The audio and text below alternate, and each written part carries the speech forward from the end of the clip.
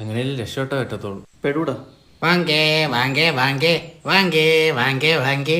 ഇതിങ്ങനല്ലേ? കൈ നോക്കി ഭൂതം പൂച്ചർ പറയും. ചുമ്മാ തട്ടിപ്പ്. നീ വന്നേ. എന്ത് ചെയ്തിട്ടും അങ്ങോട്ട് രക്ഷപ്പെടില്ല അല്ലേ?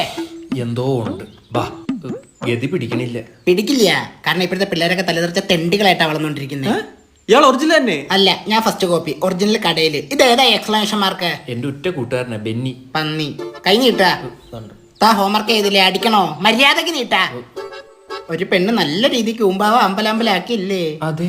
അതിനുശേഷം അങ്ങ് കുടിച്ചു. ഓ മഹാൻ. പിന്നെ ഞങ്ങളൊക്കെ പ്രേമം പോട്ടപ്പോ സർബത്താണല്ലോ കുടിക്കുന്നത്. ശാലയെ കണ്ടിന്യൂ. പോടാ, മഹാണം പറയണം. 3ാം ക്ലാസ് വരെ നല്ല രീതിയിൽ പൊക്കോണ്ടിരുന്ന നിന്റെ ജീവിതമായിരുന്നു. ആണോ? 4ാം ക്ലാസ്സിൽ നിന്റെ ജീവിതം തന്നെ തകർക്കാൻ കെൽപ്പുള്ളൊരു അതിഥി കടന്നു വന്നു. നിന്റെ കയ്യിൽ കാശെത്തുമ്പോ ചാത്തന് അറിയും. അപ്പോൾ തന്നെ അവൻ ചന്തിയെടുത്ത് വണ്ടിയിൽ വെച്ചിട്ട് നിന്റെ കൂടെ മന്തി കഴിക്കാൻ വരും. അപ്പൊ ഞാൻ ഇത്രയും നാള് രക്ഷപ്പെടാഞ്ഞത് ആ ചാത്തന്റെ ശാപം. ആ ചാത്തൻ